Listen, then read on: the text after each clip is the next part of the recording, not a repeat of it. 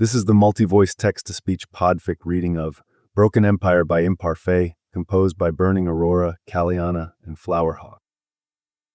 The problem with New York, Sirius realizes the moment he steps off his plane at JFK, is that it isn't London, and not being in London means he's given in and that this is real and really happening, even though Mooney's been in New York for nearly a year. It's easier for him to convince himself that it's not happening when he's at home. Mooney's out, he tells himself sometimes, when the loneliness gets to be too much. He's just down the pub. He's at his mum's. He fishes a notebook out of his bag. In Lily's painstakingly neat handwriting, there's instructions for everything from getting to Heathrow to how to use the loo on the aeroplane, which he managed without the notes. Thank you very much. He's feeling grateful for her thorough research, though, because Makusa needs paperwork filled out. They need to see his passport and check his criminal record or something, and finding the tiny little wizarding customs office squashed between a bookstore and a garish lingerie shop would have been a nightmare otherwise. The wizard behind the desk looks sleepy and bored, feet kicked up on the desk. He doesn't acknowledge Sirius at all when he steps into the office, which is grating. Mate? Sirius asks after a moment. The wizard flicks his eyes up. Yeah. Need to He checks his notes again. register my wand. He heaves a sigh and drops his feet off the desktop. He sorts through some papers and pulls out a scale. First time in the U.S. He asks. Sirius nods. First time on a plane. The wizard snorts. He holds out his hand. Sirius reluctantly hands over his wand and his passport. What brings you to America? He should have anticipated this question. He's gotten it dozens of times, crossing into France to visit Regulus. He's heard rumors about Americans, how for all their pretty talk, they're bigoted bastards underneath. He's pretty sure there's something in his notes about it, and avoiding something called the Westboro Baptist Church. Visiting my partner. He says, warily couching his language. The wizard makes a note. His wand goes on the scale. The agent fills out another few lines on the form. It's painfully silent in the office. He finds himself overwhelmed with the urge to ask stupid, touristy questions to break the silence. He bites his tongue. Do you have any contraband? He asks. Sirius shakes his head.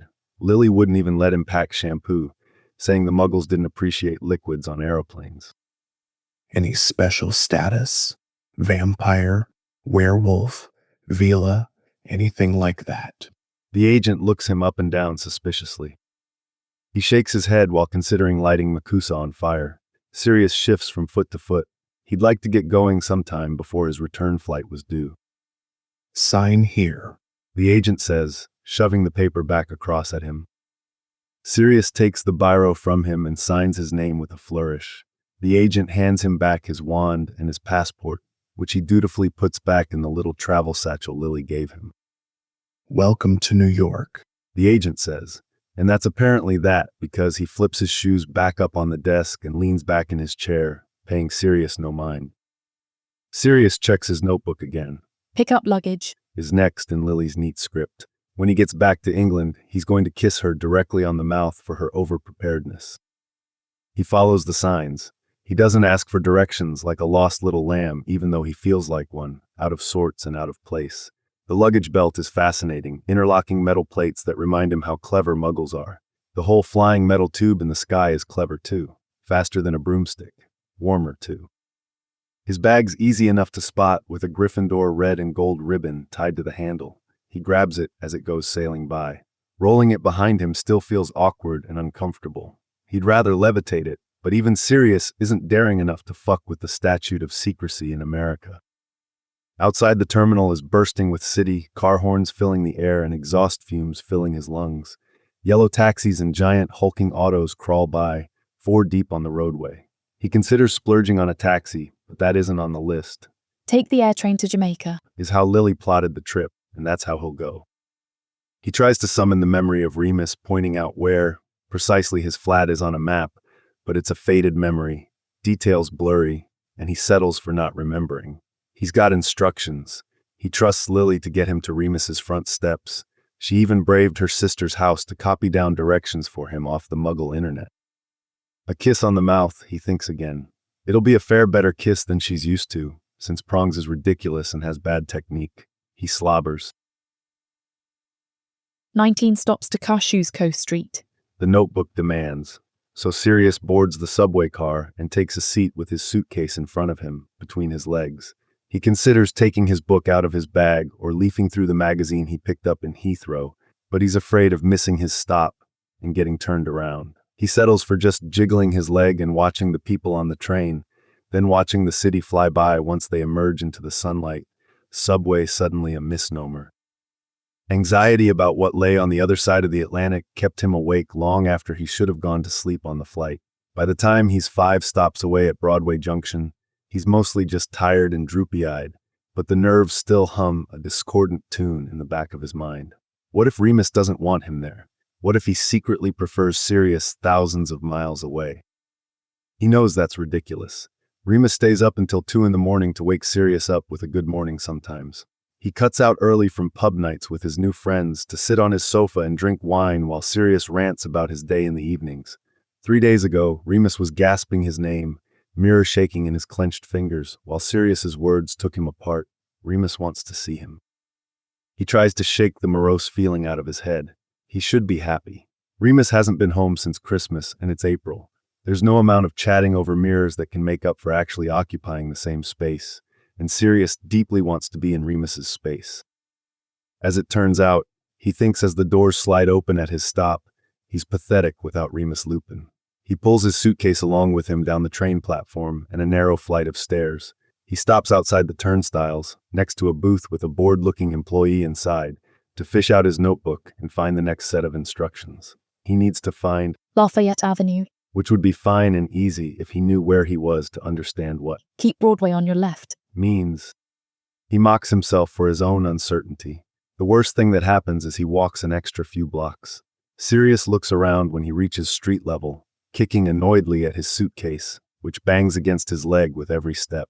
The neighborhood doesn't look like what he pictures New York City like at all. Short and dirty, graffiti everywhere. He wonders where they're hiding all the skyscrapers he's heard so much about. He finds Lafayette Avenue and takes a right. 6th from the end is a boring-looking white building with painted brick steps and a red front door. He gulps in some air looking up at the building. His palms are surprisingly sweaty suddenly. That door is the only thing between him and Remus. Sirius trudges up the 3 steps and peers at the bell box. Lupin and Meadows is just there next to 2B. He presses it and sucks his bottom lip into his mouth while he stands there and waits. Hello? Comes a tinny, warped Remus voice out of the speaker. Sirius can't stop the grin that spreads across his face. Hey, Mooney. He says. There's a moment of total silence. Sirius. He sounds confused and cautious, which just makes Sirius's smile grow. How many other people come wandering up to your front door and call you Mooney? He asks, teasingly outraged. Remus doesn't answer, but the buzzer sounds. He pushes open the door, lugging his suitcase behind him. Before he can even get all the way through the door and into the cramped entryway, he hears a door slam and feet pounding down the stairs. He looks up, still grinning, as Remus comes stomping down the steps, incredulous look on his face. All of the witty things Sirius spent the whole flight thinking up fly out of his head. He's seen Mooney's face every day since he left, but there's something to be said for seeing the whole of him. Remus hits the bottom step and throws himself forward into Sirius, who stumbles back and almost trips over his suitcase. He's laughing, though, wheezing out happy sounds as Remus squeezes him. What are you doing here? He asks into Sirius's neck. Just his lips against Sirius's skin is enough to jolt arousal through him, hot heat in his veins, which might be pathetic, but it's been 4 months since he touched Remus. Missed you. Sirius mumbles against the side of his head. He gets a mouthful of hair, but it's worth it.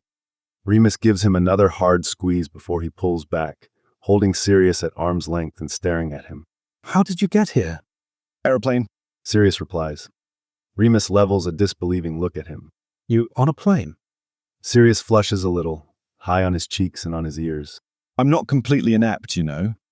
Remus's face transforms back into a smile. You aren't inept at all, you daft dog. I'm just surprised. He pulls Sirius in again so they're nose to nose. I thought I wouldn't see you again until the term ended. Sirius humps. Remus leans forward and presses their lips together. Sirius sees little sparks behind his eyelids. Mooney slides his hands over Sirius's shoulders, links his fingers behind Sirius's neck, and the anxious monster in his chest shrinks back into the depths. 4 months without Remus's clever lips, he thinks as Remus slides his tongue against Sirius's teeth. That's 4 months too many. The flat is very small. That's the first thing Sirius notices, but it isn't the first thing he says, which is, Hello, Dorcas. to Remus's flatmate. He hasn't seen Dorky in forever, but he cares rather less about that. She leans over the arm of the sofa and stares at him with big, disbelieving eyes, and he wonders again if everyone thought he wasn't capable of getting himself across the ocean. But the flat. The kitchen is practically inside the sitting room. They haven't even got a dining table, just a kitchen island covered in books and parchment and a bowl of very ripe bananas with a couple stools wedged underneath it. The giant red sofa takes up most of the living space, long enough for even Remus with his miles-long legs to stretch out on. They've got a telly hooked up, which Dorcas has on to some chat show, between the only 2 windows in the main room. Sirius stands awkwardly in the doorway for a moment, while Remus fusses at him and takes his jacket, peppering kisses on his face while he babbles and bustles to take Sirius's suitcase and travel satchel. Sirius grabs at Mooney's wrists and stops him, grinning, and leans in for another proper kiss. 4 months. Bathroom's right through there. Remus says when he pulls back, continuing his nervous chatter. Sirius sees a shower through the half-open door off the kitchen, and he nods. My room's on the left. Cass has the right. And a wall of silencing charms between them. Dorcas says, flashing teeth. Learned that lesson on the very first night. Bloody wizard FaceTime. Sirius doesn't know what that means, but he knows to blush, because Mooney's never been quiet in bed once in his life. Remus doesn't look ashamed. He looks delighted at the pink on Sirius's cheeks. He presses a kiss against Sirius's cheekbone and laughs. A breathy little hitch forces its way out of Sirius's throat, and he pitches forward, chest to chest with Mooney, and for a moment he just stands there and feels him breathe. It's late March when the whole rotten thing comes to a head. He's laying in the middle of his sitting room floor. There's an Elton record spinning on his record player. The curtains are all drawn, and he's wallowing. He knows he's wallowing, with a squashy pillow under his head and a beer balanced precariously on his chest. Someone comes into his flat. He hears the door open and close, and the sound of footsteps in the hall, but he knows it isn't Mooney, so he doesn't bother to try to get to his feet. When Lily comes into view, he has the self-awareness to feel a hot curl of shame low in his stomach. There he is, half drunk in the middle of the afternoon on a lovely Saturday, sprawled on the floor in nothing but his pants listening to Elton. Mooney loves Elton, All right. she says, peering down at him with crossed arms and severe eyebrows. Enough's enough. You're going to New York. New York, it turns out, is 5 places. Remus lives in Brooklyn, which Sirius has definitely heard of before. The skyscrapers, the things on the telly, that's Manhattan, where Remus goes 4 days a week to take classes. He learns all this in Mooney's narrow bed in his closet-sized bedroom, laying on his stomach while Mooney rubs the tension from his trip out of his shoulders. He falls asleep under Mooney's warm touches and wakes, disoriented in the dark, to an empty bed. He crumbles a bit, turning onto his side and curling into himself. He thought Mooney would stay with him, but even this is better than at home, where the pillows stop smelling like him after so long gone, and their big flat is just empty, silent all the time. Here, now, the telly's on. He can hear the thud of a mug on a coffee table, a soft laugh. He lays there for a while, listening to Dorcas's familiar Scottish lilt. He can't make out the words, but the sounds pass through the closed door. Remus's answering rumble is comforting enough to almost make him cry. He didn't realize how bad he'd gotten until just now, curled under Remus's quilt with his head on Remus's pillow, drowning in the smell of him. Sirius stretches as he sits up, lifting his arms over his head and cracking his spine with a twist. A smile ghosts over his lips at the pictures stuck up on Mooney's walls. Dozens and dozens of pictures of the 2 of them and James and Lily. A veritable shrine to Harry, from sticky-faced infant to adorable toddler to the precocious 5-year-old monster he is now. On the bedside table, there's a framed photo of Haz on Sirius's shoulders from their trip to the London Zoo last summer. Warmth blooms in his chest. He's glad to see Mooney still surrounded by the people he loves, smiling and waving and laughing. He steals a pair of joggers from Remus's closet, because he wants to wear Remus's scent, and he can't be arsed to dig his own soft clothes out of his bag. He doesn't bother with a shirt. Dorcas has seen him stark naked enough times to not be bothered by his bare chest. He pulls the door to the bedroom open and peers out into the dim light of the cramped living space. He lives. Dorcas crows, which pulls Remus's attention from the book he's buried in. He drops the book to the floor and hops to his feet, rushing across the few feet that separate them. There's a tint of desperation on Remus's face, and seeing it there makes Sirius relax another measure. He's been missed too. Remus's fingers ghost over his shoulder. You didn't show me this. He says, thumbing over the edges of the two black ink sets of paw prints that scurry up across his shoulder at Remus's touch, settling in the crook of his neck. Sus. Sirius says, grinning as Remus's fingers light over the matching hoof marks. You're going to run out of skin.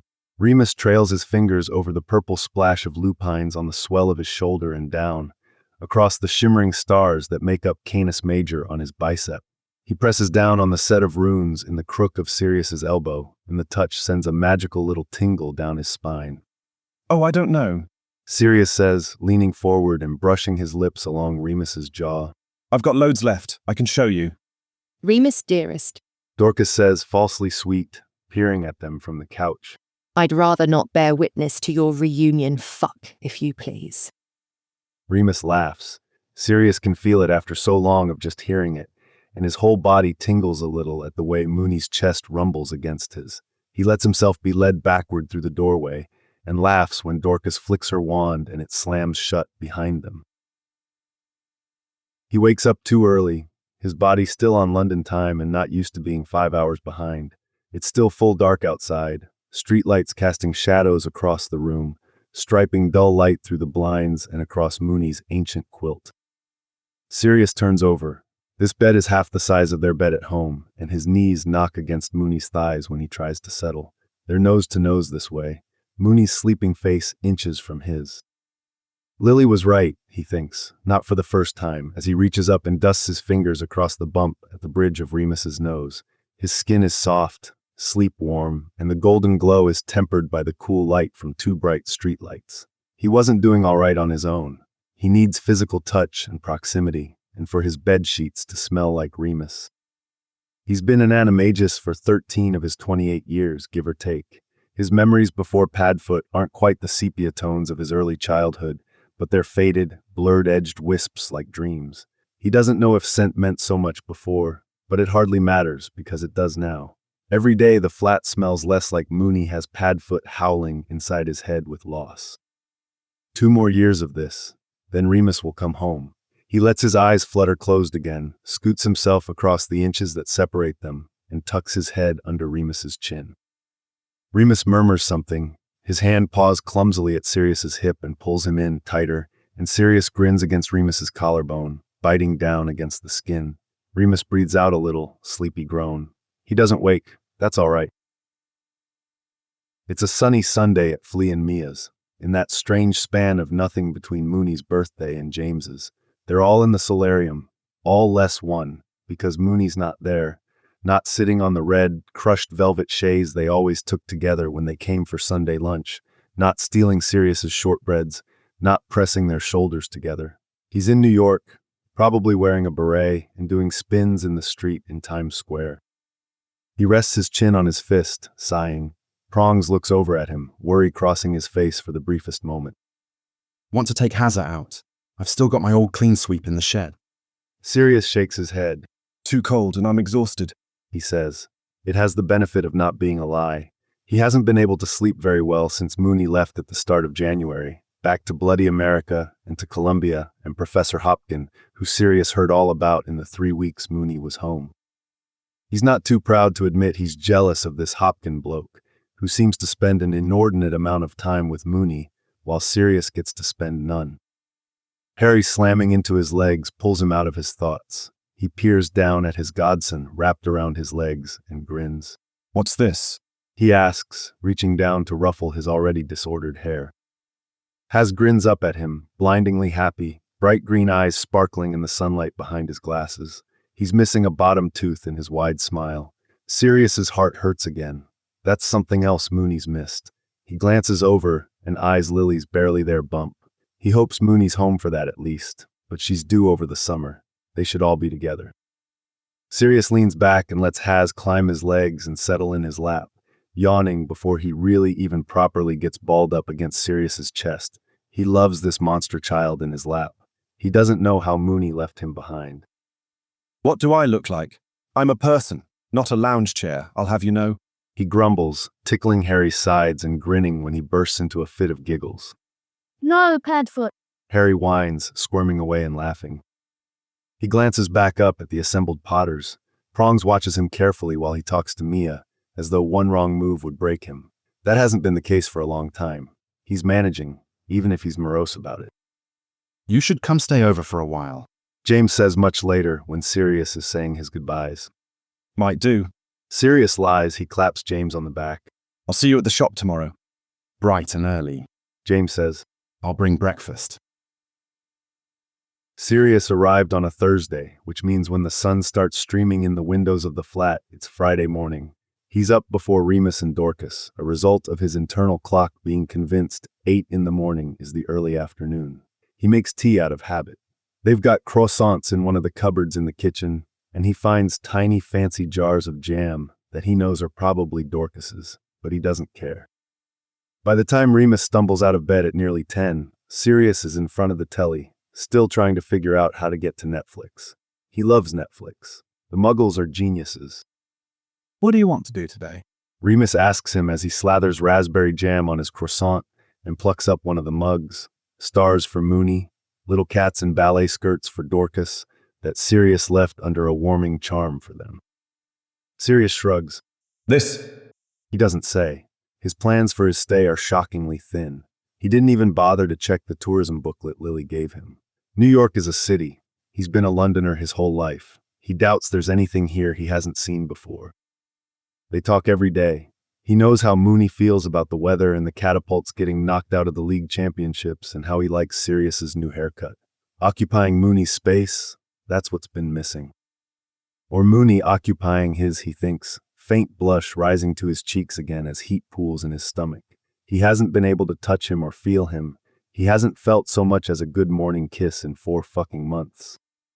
He's 28 years old, and he's been having wet dreams like a 15-year-old again. What's infuriating is they're the same damn dreams, made more vivid by the intervening decade. Mooney's cock inside him, splitting him open, making him keen into the mattress and arch his back. Remus's hand around him, stroking maddeningly slowly while he gasps. So good for me, Pads. Into Sirius's ear, taking him apart with careful fingers. He shifts uncomfortably on the couch, watching Mooney rip pieces off his croissant with those same lovely fingers, his cock stirring in his borrowed joggers. Mooney doesn't miss it.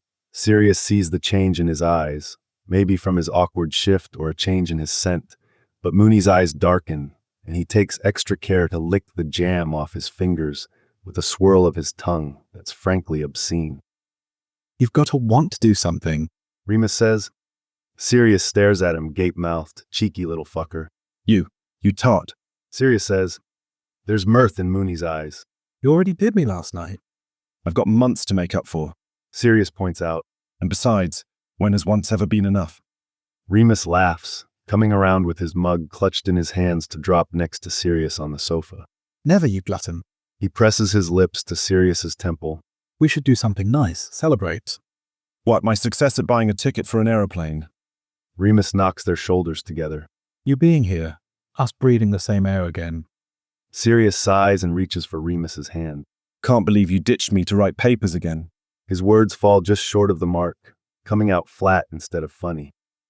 Remus lets him fiddle with his fingers, long and thin and scarred. He lets Sirius twist his ring, runes glowing soft white against gold at Sirius's touch. Eternity, safety, love. I didn't ditch you. Remus says soft and low, just this side of desperate. I think about you all the time. Had a chance here, in America. Had an offer, when offers are slim. Sirius knows this. It's why he didn't put up a fight. It's why he doesn't tell Remus about how he can't sleep without him there. How Padfoot spends too many nights curled up in a ball in a nest of blankets, chasing a scent that's long been washed out. I know, Sirius says. He squeezes Mooney's fingers. But I don't give a damn about the Statue of Liberty. I came to see you. They stay in all day Friday. Sirius gets his wish to have Mooney occupy his space. By morning on Saturday, he's fucked out and languid, a drooling mess on Remus's pillow. He wakes briefly at 3, panic-struck that he's late to open the shop, but then he gets a noseful of Mooney's scent and remembers, tumbling back into sleep again. Saturday morning brings chores. Sirius never had chores growing up, didn't experience the excruciating pain of grocery shopping or laundry charms until well after he turned 17 and left Flea and Mia's estate behind. He cast his very first dishwashing charm 3 days after he shacked up with Remus, but 10 years means he's good at them now. He leaves the stack of dishes by the sink under the care of a highly motivated soapy sponge and sees to the floors with a flick. Dorky watches him from the sofa, lounging against the arm with narrowed eyes. Thought you'd hire a house elf when Remus moved in. He arches an eyebrow at her. I have a complicated relationship with house elves, He says and doesn't say. and Mooney wouldn't allow it anyway.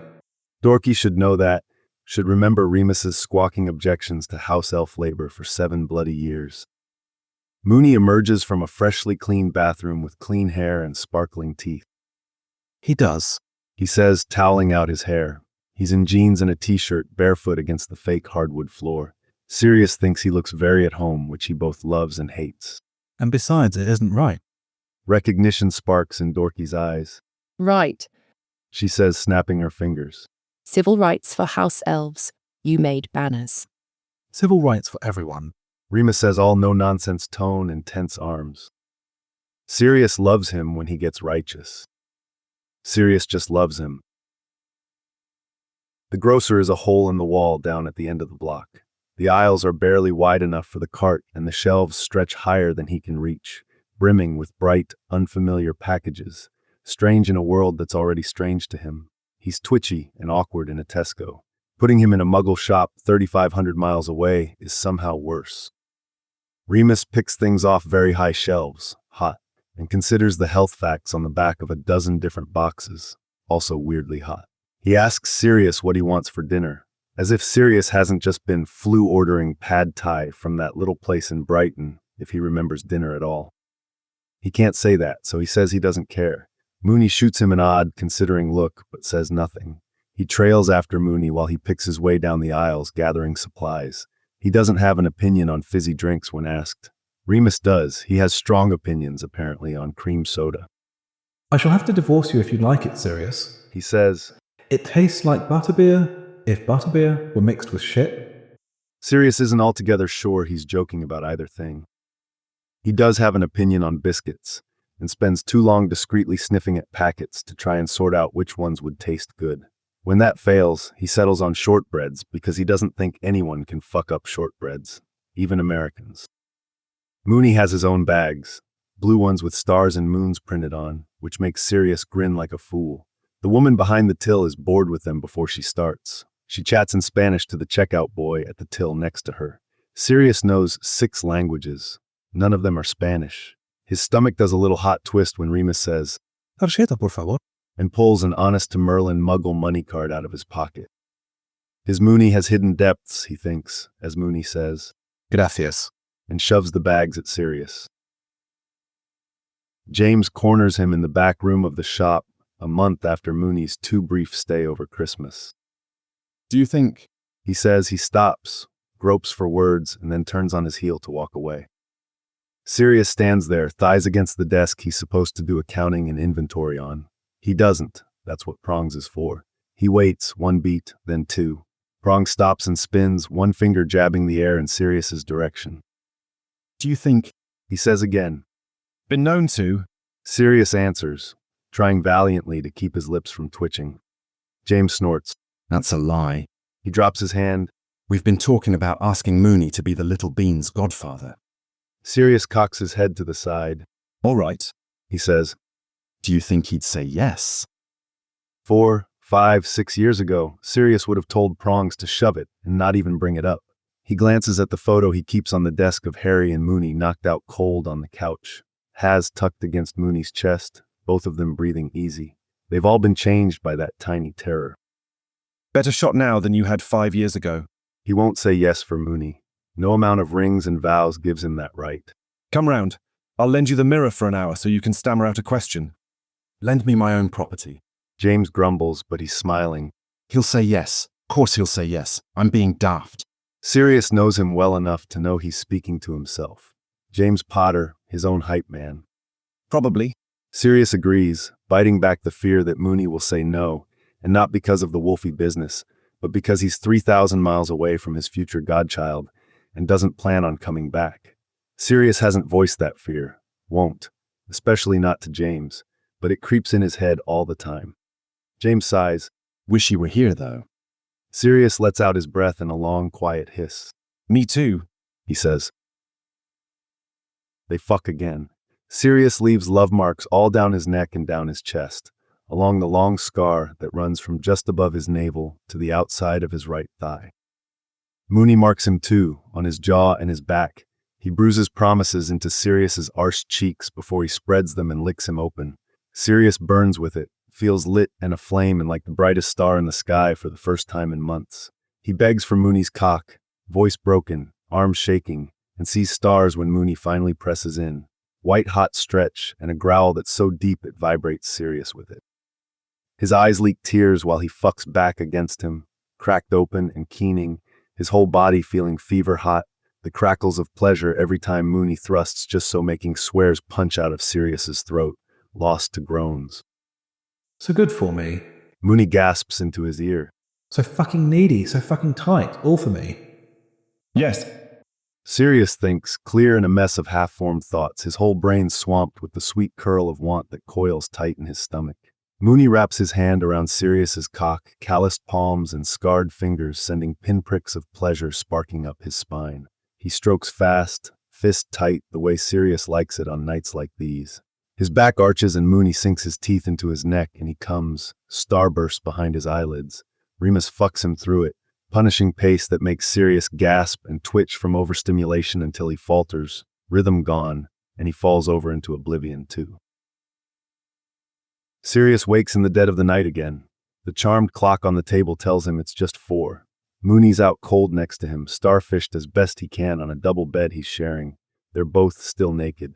Sirius presses his fingertips against a bruise he left on Remus's ribcage. Sometimes I'm afraid you're not going to come home, he whispers. Mooney shifts in his sleep.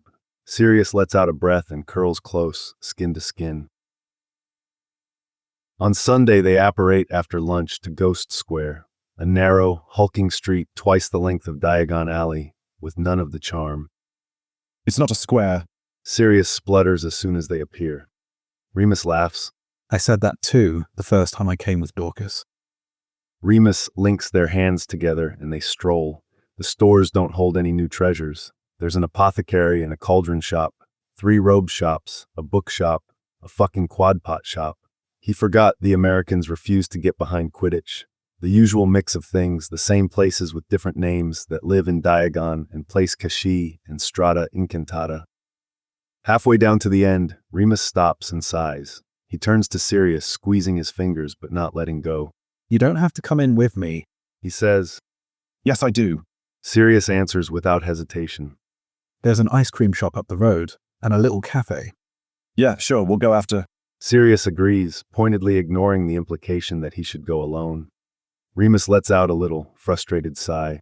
They're not always timely with appointments. Sirius brings their joined hands up between them. He leaves kisses against Remus's knuckles, not looking away, not even blinking. Do you not want me to come? You'll be bored. Remus says around a sigh. It's just a check-in. You could go to the record shop, scout out your competition. He snorts. I think the bloody ocean between us rules them out of being competition. He would like to go, though, but with Remus, not without. Remus rolls his eyes, but an eye roll means a win. Sirius has to stop himself from whooping out a victory. He expects a hospital, or something like the dingy little werewolf care center Remus went to at home. It's neither, just a cheerily appointed office, with a telly and a bright, explosive mural of New York spilling out of a wand painted on one wall. The witch at the reception desk gives Remus a cheerful hello, and Remus ushers him into the back corner. There's magazines, which Sirius flips through, Remus's chin on his shoulder while they take turns dramatically reading the funny bits of articles aloud to each other. A healer calls him back after a while, and he stands, pulling Sirius along with him through a narrow hall into an exam room where they sit again, this time Remus on the bed, chattering to the healer. Chet, what a tosser, while he does Remus's vitals and asks about his last transformation. You've never brought anyone with you before. Chet comments while he's writing notes in Remus's file. Sirius bristles at that. Oh, this is Sirius. Remus says. That's what I thought. The famous husband. Chet smiles. His teeth are too straight and white. Sirius hates him a little. The husband, at any rate. Sirius shifts, suddenly uncomfortable in the chair. Oh, famous to me. Chet says, laughing as he closes the folder on Mooney's file. It's good to finally meet you. I've heard so much about you this last year. 9 months. Sirius corrects in his head. He smiles at Chet, crooked incisor and all, and says the trite, polite thing. All good, I hope. Sirius turns 28 alone. He watches the clock on the bedside table tick over to midnight and breathes in a shaky breath, hands splayed on the empty stretch of mattress next to him. He'll turn 29 alone too, and 30. At least, some dark corner of his brain whispers. He curls his fingers into the sheet and wishes. Padfoot, you awake? Sirius bites down hard on his own tongue, wishing Mooney's voice wasn't coming from a mirror, wishing he was there, in the empty space beside him, wishing. They leave Ghost Square, emerging out of a boarded-up storefront and onto a tree-lined narrow street. Remus takes his hand again and tugs him down the block, chattering while he eats his ice cream. Sirius has his new records tucked into one of Mooney's shopping bags. His record shop has a better selection, he thinks, smug and happy. He's always kept the inventory healthy, but he's thrown himself into work without Mooney to occupy his time. There's always a new vendor to meet with or a show to go to. It keeps his mind off his empty flat. Sometimes even that's not enough, but he tries. Where to now? He asks, hopping forward to take a lick off Mooney's ice cream. Anywhere you'd like. Remus says. Sirius bites back on home. It's instinctive. It's unfair. Mooney deserves his degree. He deserves to have people call him Professor Mooney. He eked into Hogwarts on a well-kept secret and a technicality. Oxford and King's and St. Steuben's wouldn't let him near the door. Sirius knows this. He knew it when he said yes, of course, and 3 years isn't so long.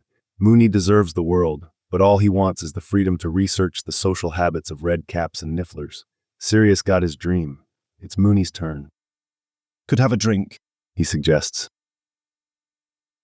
They walk into the pub, and the Ramones are blaring through the speakers.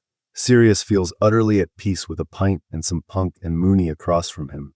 They talk about the shop, about James's panicked attempts and abject failure to stay calm, cool, and collected during Lily's second pregnancy.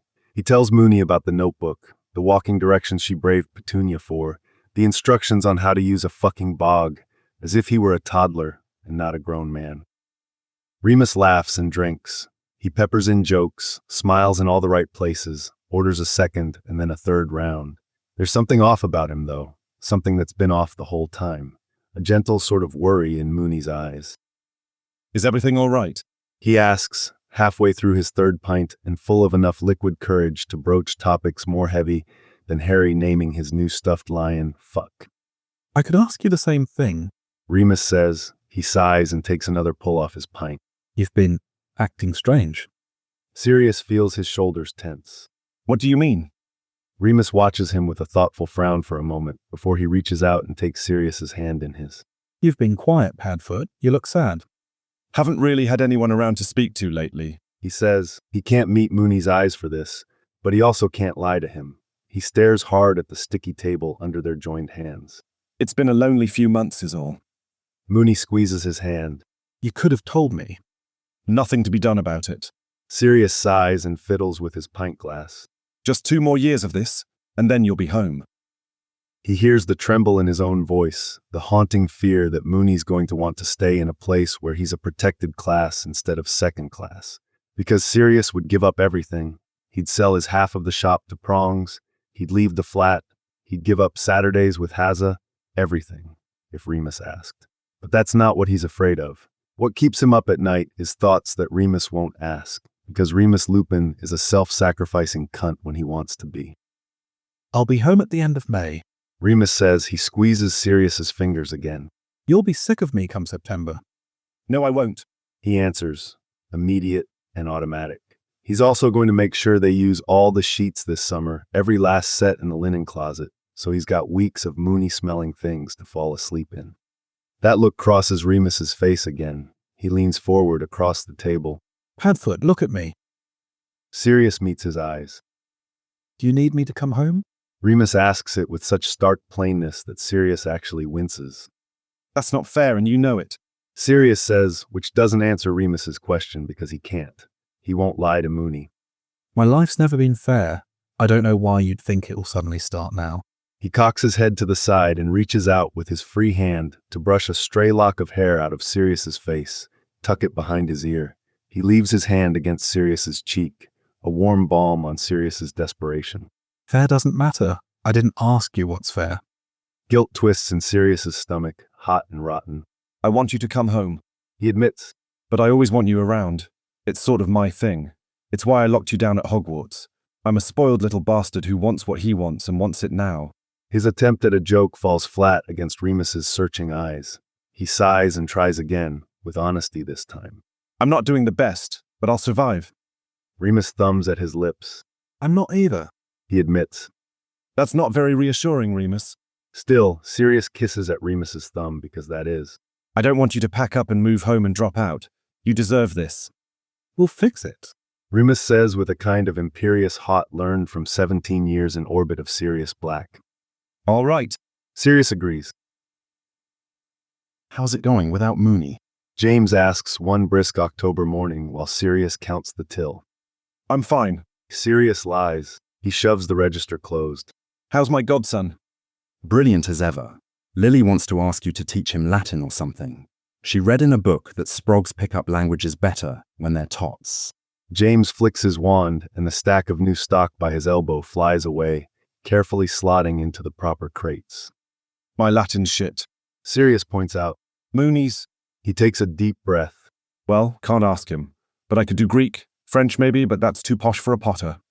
Fuck off. Prong spits, laughing. Potters used to be respected, you know. Used to. Italian? James claps him on the back and heads for the door. It's already 10, somehow, and time to open. James twists the lock and flips the closed sign to open. Maybe we'll wait for Mooney. Think 8's too old to learn Latin. How should I know? Sirius asks.